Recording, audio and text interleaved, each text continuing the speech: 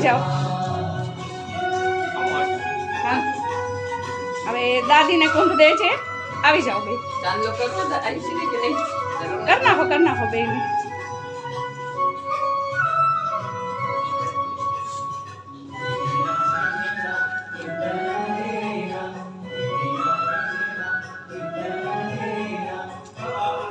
કુંભ રાખી દે. હા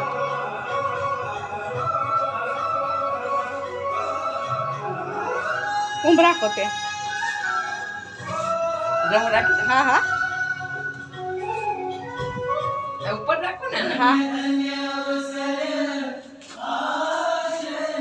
આ જે દર્શન કરો.